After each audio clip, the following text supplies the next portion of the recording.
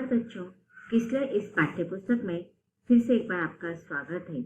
आज हम किसले इस पाठ्य पुस्तक से पाठ क्रमांक 11 पढ़ने जा रहे, जिसका शीर्षक है कबीर के दोहे। कबीर के दोहे इस पाठ का यह सेशन क्रमांक पहला है। चलिए बच्चों, फिर सब पाठ्य पुस्तक निकालें। पाठ्य पुस्तक के द्वारा हम कबीर के दोहों को विस्तार से पढ़ेंगे और समझेंगे। पाठ क्रमांक 11 कबीर के दोहे। अब देखिए यहाँ पर इस कक्षा में आप कबीर के दोहे पढ़े। इसके पहले कक्षा में या इसके पहले लेसन में आपने अलग अलग संत कवियों के दोहों और पदावली का अभ्यास किया होगा। जैसे कि बिहारी के दोहे हैं, रहीम जी के दोहे हैं, मीराबाई के पदावली हैं, सूरदास जी के भी पदावली और दोहे हैं। तो ऐसे बहुत सारे संत कवियों के दोहे और पदावली आपको आपने पढ़े होंगे। तो सबसे पहले हम दोहे और पदावली का फर्क समझ लेते हैं।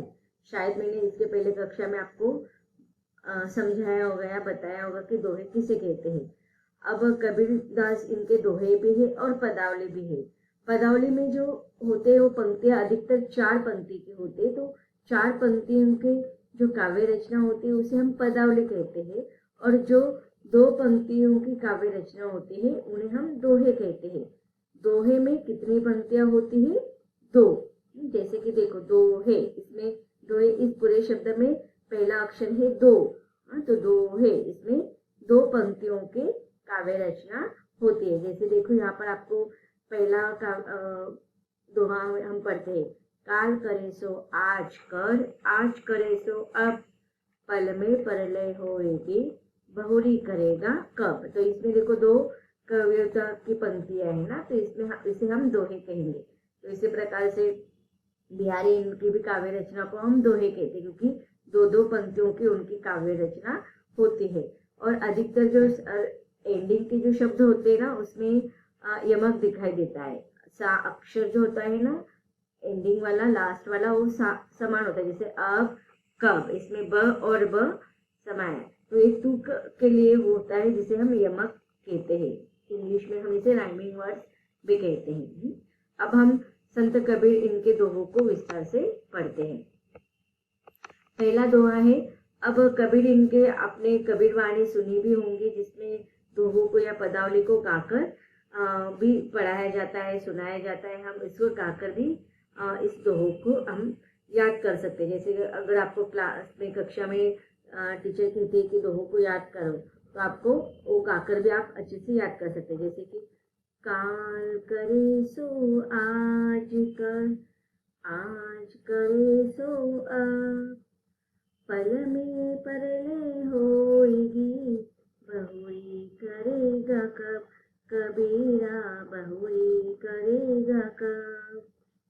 तो इस प्रकार आप सारे दोहों को गाकर भी याद कर सकते हैं। अब हम पहले दोहे को समझते हैं। पहला दोहा जो है कबीर जी इनका, वह है कि काल करे सो आज, आज करो से अब। अब देखिए काल का अर्थ क्या होता है? कल।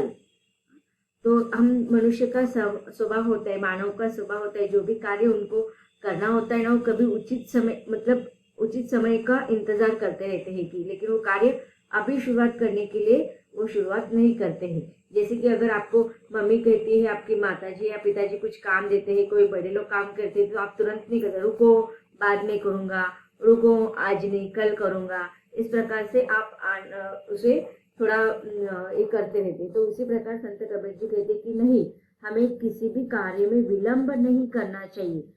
क्यों नहीं करना चाहिए? इसका कारण वह क्या बता रहा है कि पल में परलय होएगी, बहुरी करेगा कब। कि पल में, देखो क्षण में कुछ भी हो सकता है। तो इसीलिए बहुरी का अर्थ क्या होता है कि दोबारा। कि मनुष्य का स्वभाव होता है कि आज कार्य अगर करना होगा तो वो कल करता है, सोचता है, वो सोचता ही रहता है, वो कल करेगा। अगर कल करना होगा तो परसों करेगा। तो इस प्रकार से मनुष्य सोचता ही रहता है कि जो भी कार्य करना है ना, वो अभी नहीं करेगा, आज नहीं करेगा, कल करेगा, कल करेगा। तो उसके जीवन में वो कल कभी नहीं आता है। इसीलिए संत कबीर जी कहते हैं कि काल करे सो आज कर। अगर कोई भी कार्य हम करने की ठान लेते हैं और वो निश्चय करते हैं कि हमें वो कार्य कल करना है, तो हमें वो कल पर नहीं धकेलना चाहिए, बल्कि आज करना चाहिए।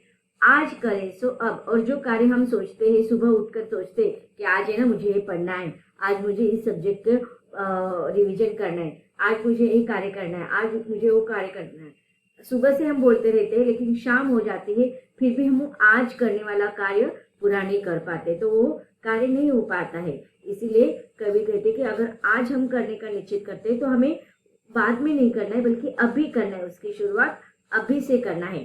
क्या करना है? करने के लिए कबीर ने कहा है कि जो कार्य हम कल करने वाले हैं उसे आज करना है, और आज करने वाला कार्य हमें अभी करना है।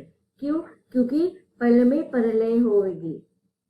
क्योंकि पल पल मतलब क्षण। अब देखिए, हमें मनुष्य का जीवन जो होता है ना, वह क्षण भंगुर होता है। उसके जीवन में आगे क्या होने वाला है, कौन सी समस्या आने वाला है, कौन सा संकट आने वाला है, कौन सा प्रलय आने वाला है, कौन सी विपत्ति आने वाली होती है, ये मनुष्य को नहीं पता होती है। इसीलिए पल में प्रलय होएगी कि पता नहीं हम जो कार्य करने के लिए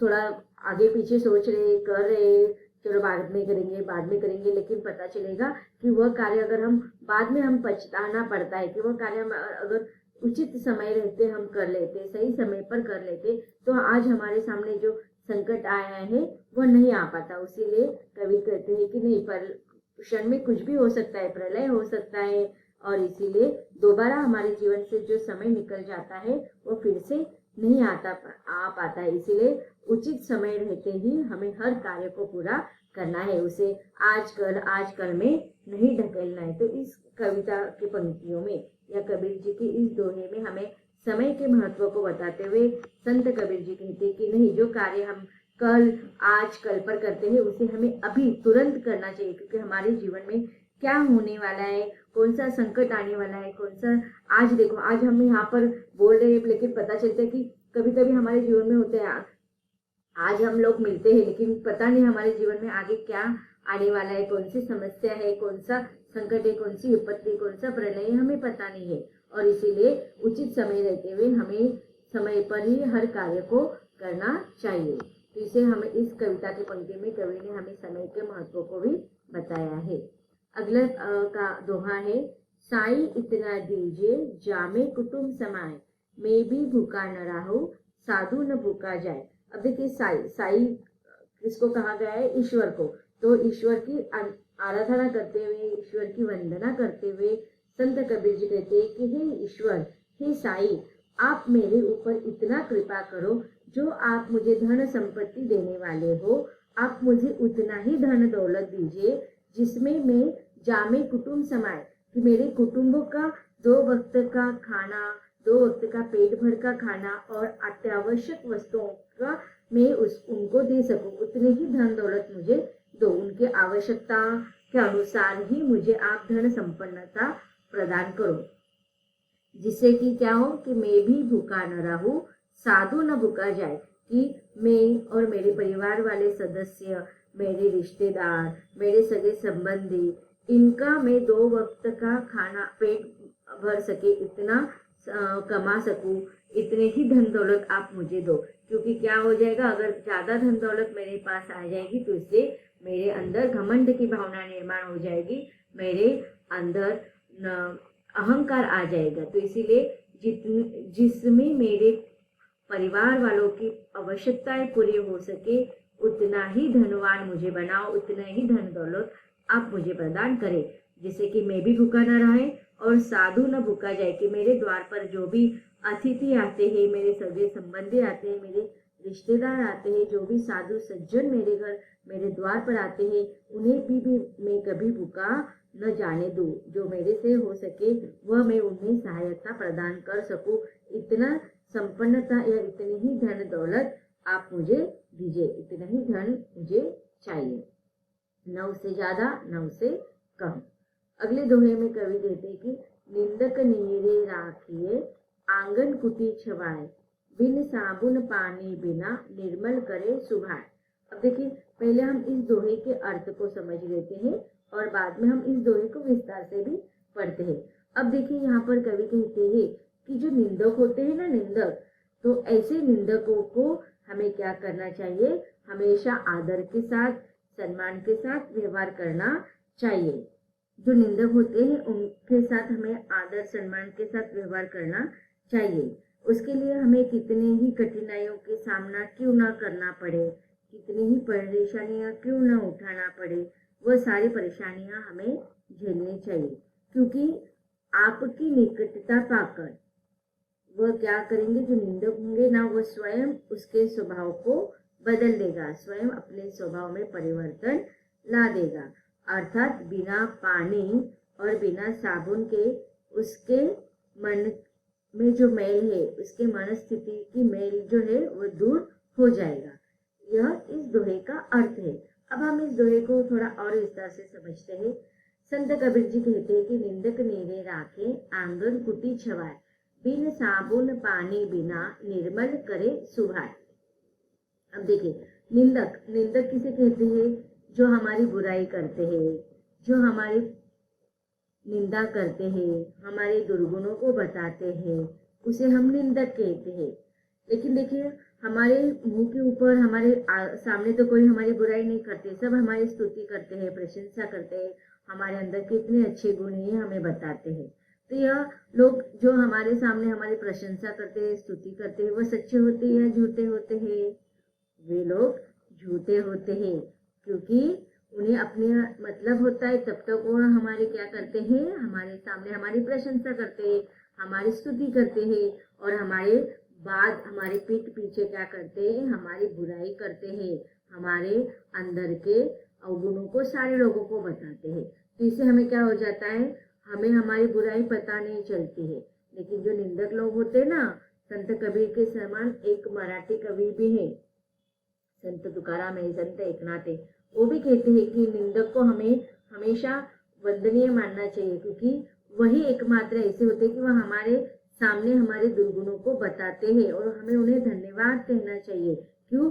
क्योंकि जब सामने से कोई हमारे दुर्गुणों को बताएगा, हमारी निंदा करते हुए हमारे अंदर क्या बुरे बातें हैं, हमारे को अंदर कौन से अवगुण है, जब यह हमें बताएंगे तो हमें हमारे अंदर के बुराइयों को पता चलेगा और उस बुराइयों को कम करने की कोशिश हम करेंगे। तो देखो, निंदक के हमें दो फायदे हैं।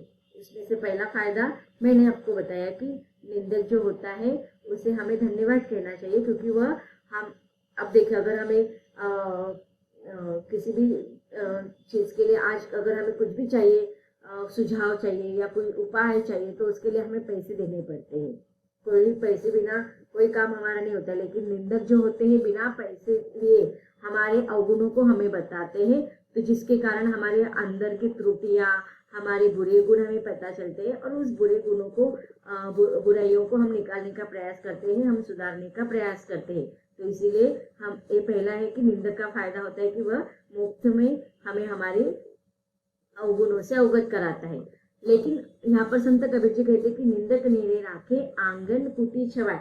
लेकिन कितना भी बुरा बोलने वाला व्यक्ति हो हमारे बारे में, हमेशा उनका हमें सम्मान करना चाहिए, आदर करना चाहिए। उनका सम्मान करते समय हमें कितनी ही कठिन परिस्थितियां क्यों ना आए, आंगन कुटी छवाए, लेकिन हमें देखो, हम कहते हैं ना कि अतिथि देवो भव, कि जो भी हमारे आंगन में आता है, जो भी हमारे कुटी में आता है, हमें आदर के साथ ही व्यवहार करना चाहिए, वो चाहे हमें कितना ही बुरा कहे।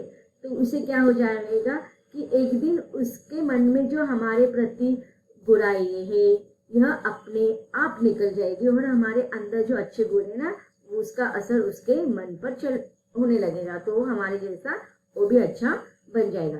बिन साबुन पानी बिना निर्मल करे सुभाए। अब देखिए, हमारे शरीर पर जो मल होता है उसे दूर करने के लिए हम पानी का, साबुन का उपयोग करते हैं। तो वैसे ही निंदक के मन के अंदर जो हमारे प्रति जो मैल छाया हुआ है, जो बुरे बातें हैं, वो बिना साबुन के, बिना पानी के अपने आप धुल जाएगा। तो इसके कारण उसका मन भी निर्मल बन जाएगा। तो बच्चों, अब तक हमने संत कबीर इनके 3 दोहों को विस्तार से पढ़ा है।